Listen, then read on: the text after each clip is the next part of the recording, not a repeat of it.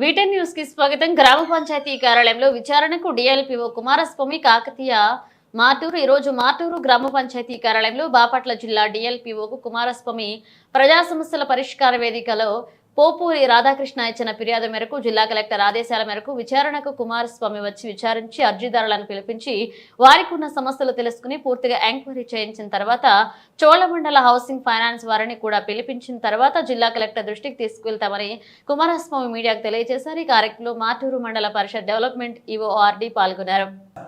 Collector panchayat విభాగం బాపట్ల వారి ఉత్తర్వుల మేరకు ఈరోజు పోపూరి రాధాకృష్ణ గారు పెట్టిన అర్జీపై విచారణ నిమిత్తం వచ్చి ఉన్నామండి. విచారణగా పోపూరి రాధాకృష్ణ గారు ప్లస్ గద్దె రమేష్ గారు హాజరయ్యారు. వారి వద్ద డాక్యుమెంట్స్ మాకు సమర్పించారండి. ఆ డాక్యుమెంట్స్ పరిశీలించి ఆ డాక్యుమెంట్స్ ప్రకారం తగు న్యాయం చేస్తామని తెలియజేస్తున్నాను. నేను గౌరవ కలెక్టర్ పంచాయతీ బాపట్ల వారి ఉత్తర్వుల ప్రకారం శ్రీ గద్దె రమేష్ మరియు పోపూరి రాధాకృష్ణ గారు పెట్టిన అర్జీ మీద ఎంక్వైరీ కోసం వచ్చామండి. వాళ్ళ ఇద్దరి దగ్గర వాళ్ళ దగ్గర ఉన్న డాక్యుమెంట్స్ కలెక్ట్ చేశాము.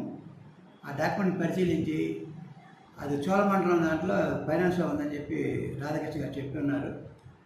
కావున చోళమండలం ఫైనాన్స్ వాళ్ళని పిలిపించి ఆ డాక్యుమెంట్స్ పరిశీలించి తగిన న్యాయం చేస్తామని తెలియజేస్తున్నాను.